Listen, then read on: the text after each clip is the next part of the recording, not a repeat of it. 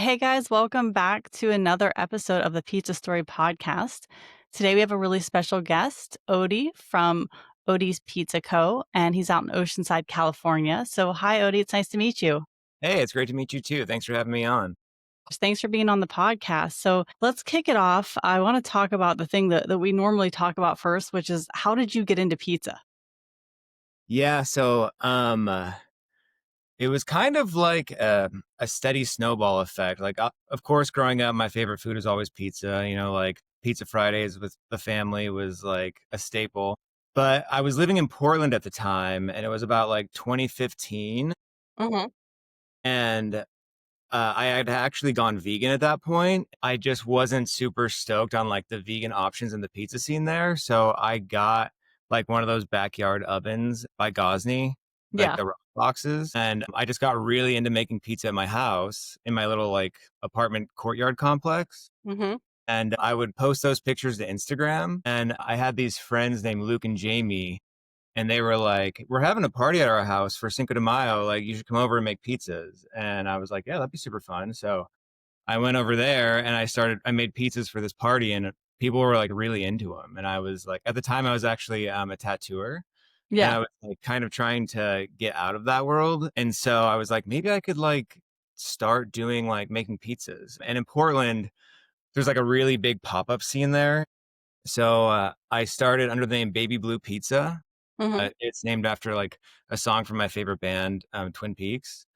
And I started doing pop ups just at like local breweries, and then that started gaining momentum. And then I got a food truck. The food truck scene in Portland is also huge. So Yeah. I got a food truck, and I was in one of those like little food parks. And that was like 2018, 2019, and then COVID hit, and this pizza place became available. And it was actually those same friends, Luke and Jamie, who hit me up, and they're like, "There's this pizza place available.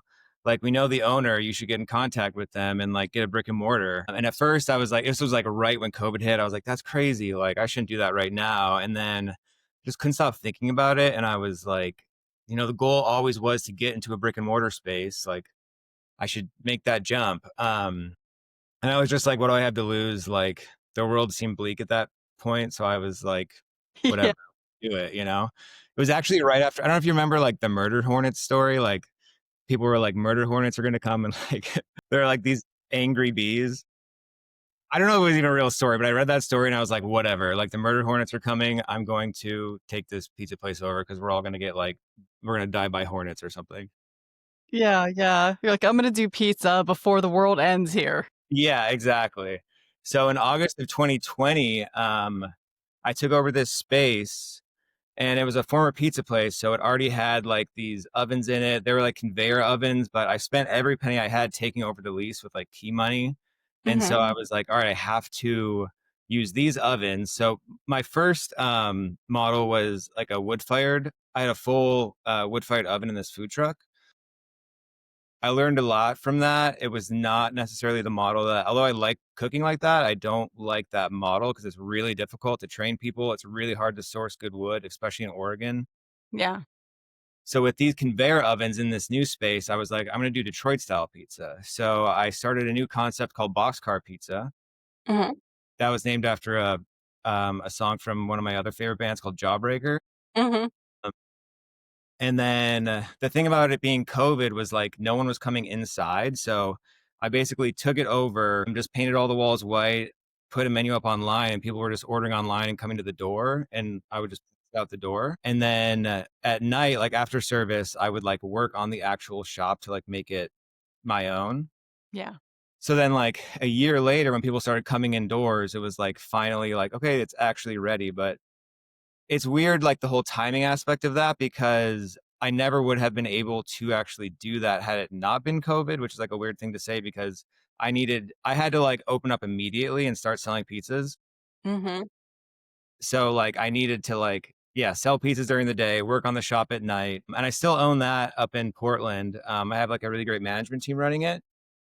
And then about a year and a half ago, I wanted to move back down to San Diego, where I was originally from, Yeah. or where I grew up. My family's down here and everything. And my two good friends, Clayton and Craig, they have a restaurant group called Blacktop Restaurant Group in Mhm. San Diego, and they have like 12 different restaurants. And so when I was like kind of researching what it's like to open up a space in San Diego. So I reached out to Clayton and I was like, yeah, like just trying to pick his brain a little bit. And he was like, dude, Craig and I have been trying to get into pizza. We should like team up on this. And that was like, I was super stoked at that because I was like, oh, like, first of all, we're like really good friends. We know each other really well. And they're also like pros at the restaurant business. That's when we decided to partner on this new concept called Odie's Pizza Co. Mhm. And so we started kind of planning for that about a year and a half ago. And we found this current space that we're in this past October. And Mhm. we opened it up May 27th. So about like a month and a half ago or something. Wow. So yeah, it's been great. Like we've been real busy right out the gates. It's a great location. It's 2 blocks up from the beach, right by the pier. Wow. So yeah, super fortunate on the location. We looked at a bunch of different spots and then this one popped up and we were like, we have to get this one. Yeah. But yeah, so that was kind of my journey in pizza up until this moment. Wow, that's so incredible. It seems like everything sort of fell into place because, like, so many places were closing during COVID, and you have your pizza start during COVID. Yeah, yeah. It's so weird, like the timing of everything, especially because when COVID hit, I had that like a food truck, which is great because like the overhead is super low, Yeah. but also like the ceiling of what you can do is lower than like a brick and mortar. But when COVID hit and people were just like staying inside, it was like they were itching to like go outside and like there was really definitely this like sort of feeling of like supporting the community. So like we just got super busy at the food truck. And then I had the opportunity, like that pizza spot opened up and I was like, all right, let's just kind of like keep growing and jump on the next thing. So the timing has definitely been super serendipitous with like a lot of my professional pizza making experience. Yeah, absolutely. So tell me, how did you curate your menu? So it was very collaborative with my business partners. Like when we were coming up with like the brand and what we wanted it to be, we were really like we want it to be like an approachable pizza, but we want to offer something that is not in San Diego. Mhm. Sourdough pizza is what I've always done. It's been up in like my concepts up in Portland were always sourdough, and Yeah. that's not necessarily like popular in San Diego. And so we were like, we have to do it sourdough for like the health benefits, the digestive benefits, the taste, offering something different to people. And then as far as like the toppings and stuff like that, we were like, we want it to be like approachable, family friendly. We have like classic pizzas like your cheese and your pepperoni, but we also want to offer something that's not necessarily like upscale because that's not who we are, but something that is like different than what other shops are offering. Like we have one of our most popular pies is called Benny and the Jets. Mhm. It's low moisture mozz, sopressata, and then after we bake it, we do fresh basil, hot honey, sea salt, and whipped burrata. Oh, So it's like this great sort of experience of like I love a cold cheese on a hot pie, fresh herbs. I'm like I love fresh herbs on a pizza. A yeah. lot of our pizzas get finished with stuff like that. It's like when they come out of the oven, almost every pie gets something afterwards to kind of like complete it. Mhm. But yeah, we were like, we want to offer classics, but also have stuff that is not just like, you know, every other pizza shop has. And we didn't want to have anything on the menu that was like, we have that because we feel like we have to have it. Everything was like super intentional. Like leading up to opening, we would have like tastings at my apartment and this like little kitchen behind me with me and my partners. And we would throw around ideas. I would like make different recipes. Then we would like taste it, kind of figure out what we liked about it, what we didn't like about it. So it was really collaborative in that aspect. Mhm. And we definitely focused on like quality ingredients. Like we get our flour from Central Milling, which is a Mhm. great the Pacific Northwest. It's all organic, unbleached, unbromated, unenriched. So it's like just wheat. Wow. So, and like we wanted to do like our vodka sauce is made in house, like almost everything. Like our cheese isn't made in house. We use grande low moisture mozz, Yeah. but we just wanted to be like quality, but at a price point that like people can come and feed their family. So that's kind of how like the menu came about. Yeah, and do you guys have, like, a number 1 best-selling pizza? Yeah. I mean, most pizza shops, it's going to be the pepperoni pizza. That's Yeah. like, that's just like how it goes. We do use Ezzo's pepperoni, like the cup and crisp pepperonis, which is something not super popular down here. That's something I grew up on, like the cup and crisp pepperonis. Yeah. But our next bestseller is probably either the Dude Ranch. All of our pizzas are named after like bands that we like, or like Yeah. Dude Ranch is a Blink-182 album. That's like our take on a barbecue chicken pizza. So it's like this barbecue sauce we make in house, fresh mozzarella, low moisture mozzarella, shredded chicken, bacon, and then it gets or red onion. Then it gets finished with ranch and fresh cilantro. Oh. That's like a real popular one. And then also that Benny and the Jets one I was telling you about. Mhm. That's another one. And we offer all of our pizzas in 3 different styles. We do 16-inch New York, like round and flat, 14 by 14-inch grandma square, where it's Mhm. like you get that nice cheese crust around the edge that like kind of similar to like Detroit style. Yeah.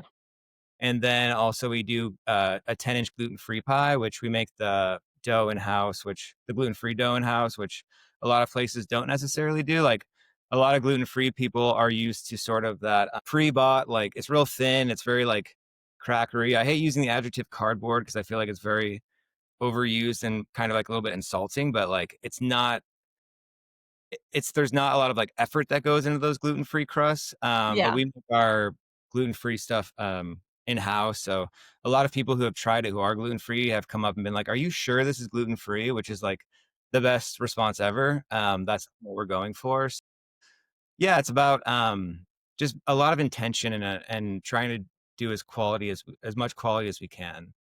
Yeah, absolutely. I mean, I've been checking out the Instagram page, and every single pizza looks like, honestly, a work of art. So Just thank how you. it's finished, you know, and, like, I see, like, the sesame seeds, and it's really, really cool, like, you could see that you guys really put your heart into what you're making.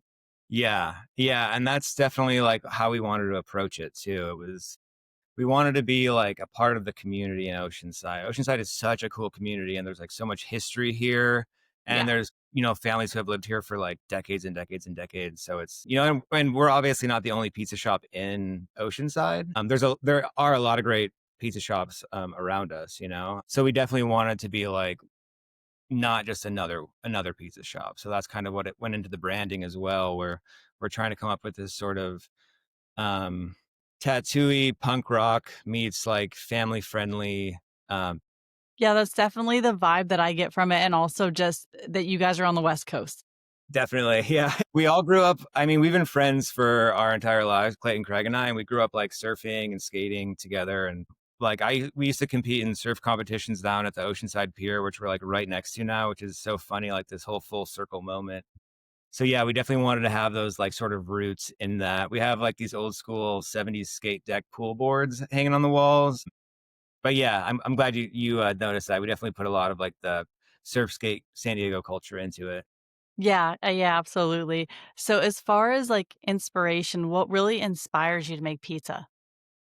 It was something that like when I started, it was just like I was doing it because, like I said, I was vegan at that point, and so I started making vegan pizza because I was like I could make like probably pretty good pizza, and like Yeah.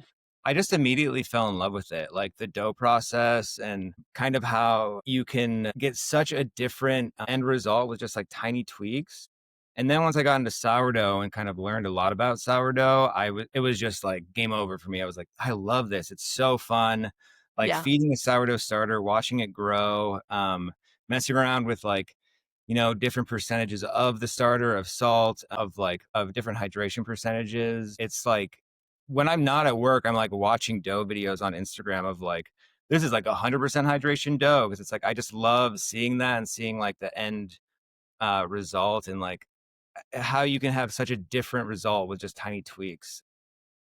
And like the other thing that inspires me, I'd say, is like pizza is such a community food where it's like, Yeah. you're having a party, it's like, what are you gonna get? It's like probably pizza. If you're trying to feed a lot of people, you're probably gonna get pizza. It's like very few people don't actually like pizza. So I love the whole like communal aspect of it. It's something that food really brings people together, and pizza is probably at like the top of that list of food that brings people together. Yeah, absolutely. I mean, that's, like, I think memories, as a kid. I mean, obviously, my family owned a pizza place since 1960, but it was like, yeah, that was the memory of, like, the family getting together and having pizza together, and even now, that's I'm still involved in their pizzeria, and it's still, like, we still meet and, like, the aunts and the uncles and the cousins, and we all eat there together, and then just going through the dining room, seeing people's faces, and there's just something about it that it's not like anything else. Totally, totally. And like you see on Instagram all these accounts that are like dedicated to just like trying different pizzas and like it's such a unique food, you know? Like you said, it's just like a family thing, which is everyone's best memories are usually involve pizza.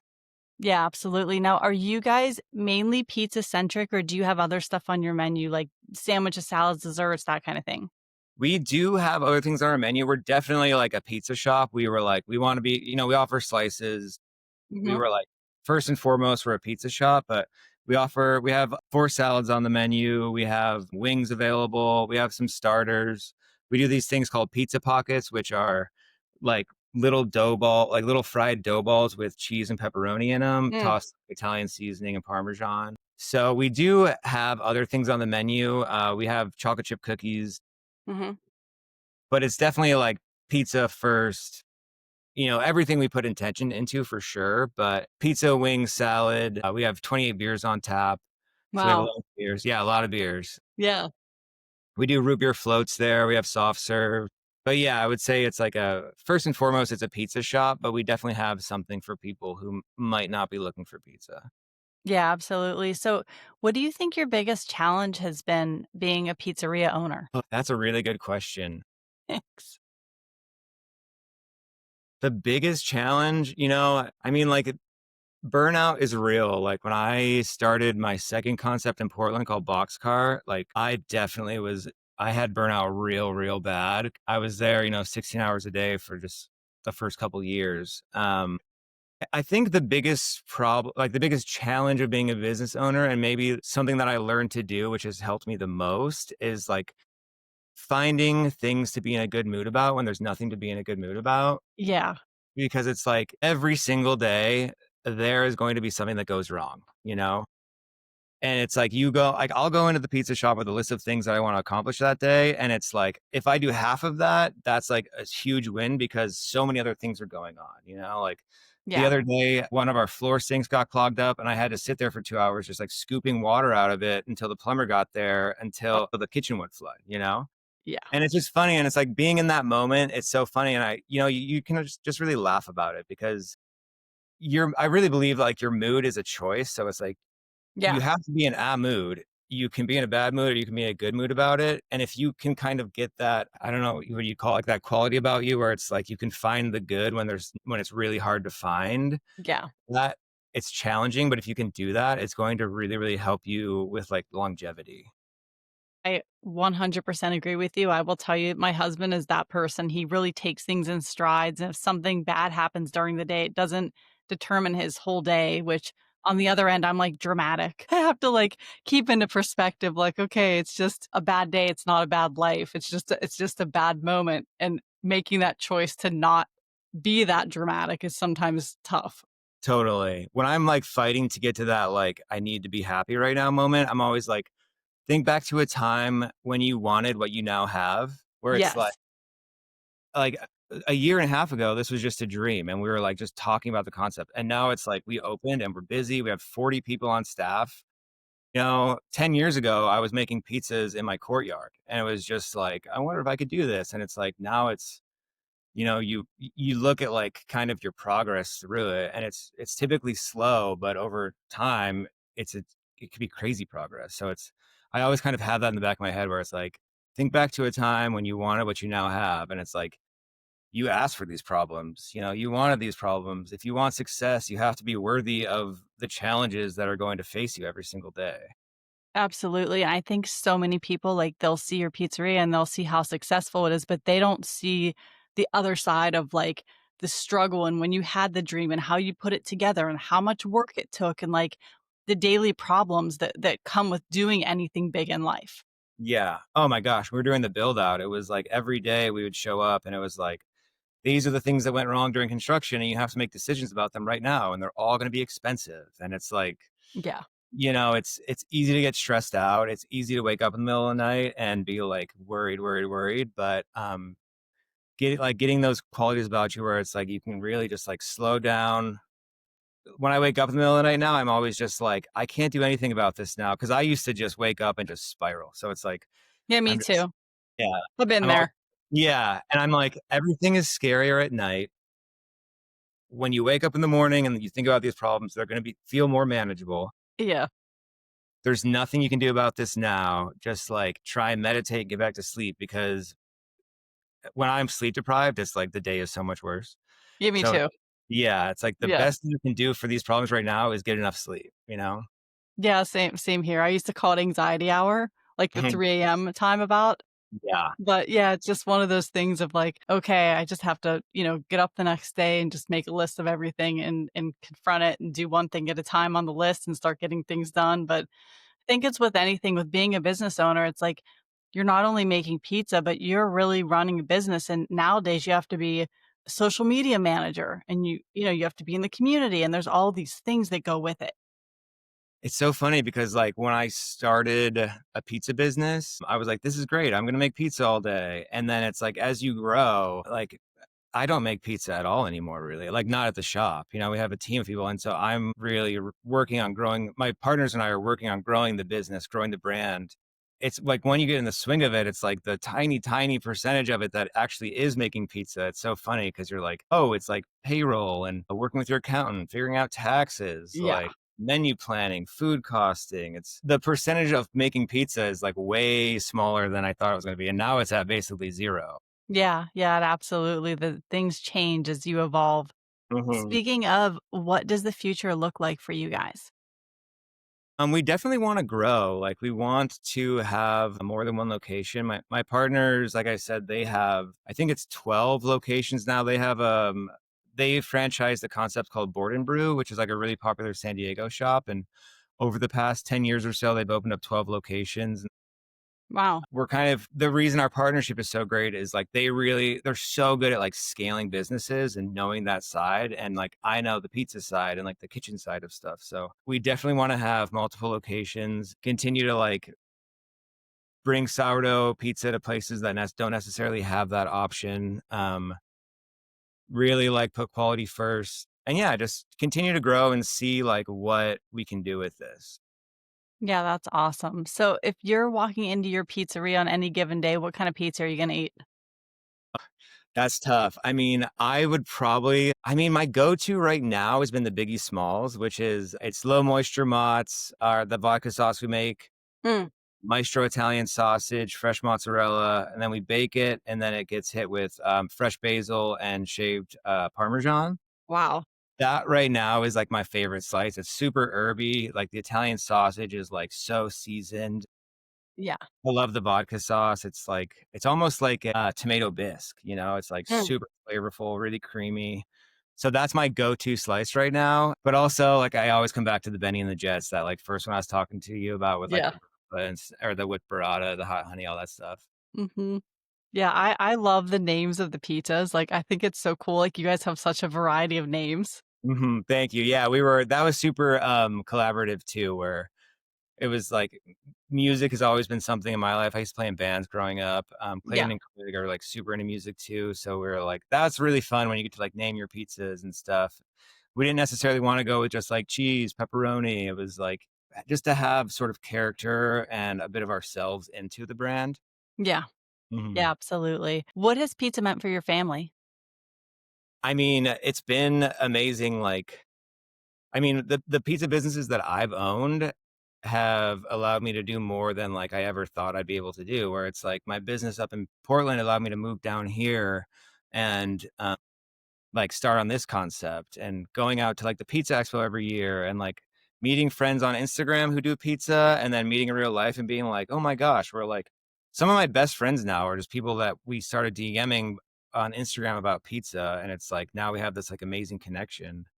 But growing up, like my family, we lived in Buffalo, New York till I was 10, Mhm. and I'm the youngest of four, and we didn't necessarily have like a ton of money. It wasn't like we were like destitute. There was always like food in the fridge, but it was like we weren't like taking vacations or doing nice things. So it was like pizza was amazing to pick up for my parents, where it was like I can feed my whole family here. There were six of us total, six mouths to feed. That's a lot. Yeah. So like they could bring home pizza and like we would all be happy and stoked. So it was something that it kept us all fed and in a good mood. And yeah, it's definitely a part of my childhood that is I look back like super fondly on. Yeah, absolutely. I mean, our shop was the same because we had 5 kids in my family, and my dad was a teacher, and my parents worked at the pizza place, and so it was like that was how, we were fed. We all worked there from Hmm. probably the time we were, like, old enough to fold a box, we worked there. Totally. But yeah, it fed our family, and, my grandparents were Italian, so then they'd have, like, the Sunday dinners, but we had pizza, like, I mean, almost every day the shop was open, we were having pizza. Totally. Yeah. It's part of every, and that's like something that's so amazing about it is it's like part of everyone's history. Like it's just ingrained in like American culture. Yeah, it really is, and it's so big now. I love, like, how you said about, like, the expo and the pizza community because pizza's evolving so much, and there's such a strong pizza community. Yeah. And it's really supportive where it's like, I don't know if it's like this in other industries, but when I was starting out, I had like so many questions, and one of my really good friends now, his name's Scotty Rivera. He owns Scotty's Pizza up in Portland. Like he was such like an amazing resource for me where it was like I had questions and he was always like, "Oh, dude, I got you. Like come by the shop. Let me show you."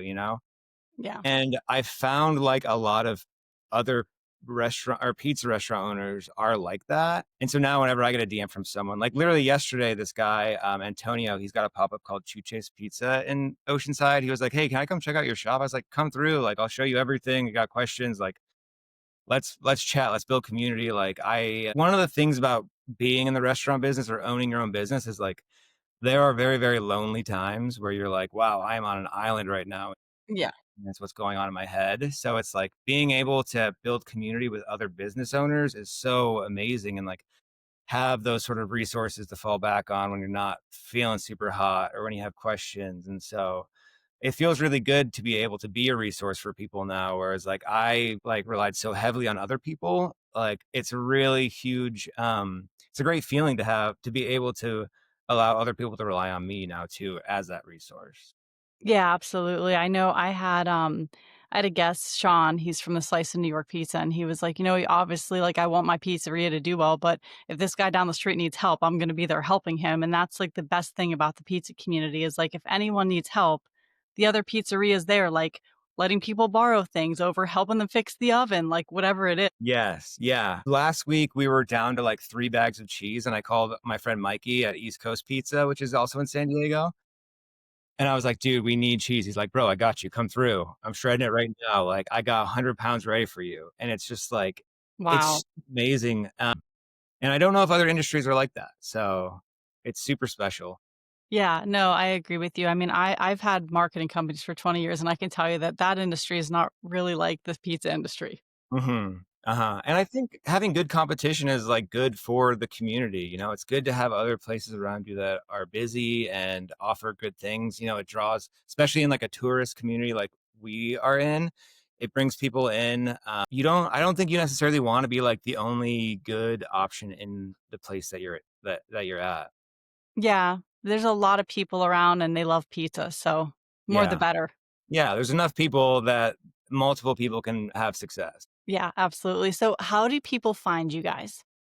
Definitely right now, Instagram is like the best way. At Odie's Pizza is our handle. I'm in charge of that. So like I'm responding to the DMs and all that stuff. We're in Oceanside, California, like right by the pier. So the location's amazing. It's like feels like it's on like the main strip in Oceanside. Mhm. But yeah, definitely our website or Instagram are the best way to find us. Awesome. Okay, guys, go follow them on Instagram. It's at Odie's Pizza, Odies Pizza. The website here is odiespizza.com. Odie, thank you so much for being on the podcast. I really like talking to you. Yeah, of course, Erica. It was super fun.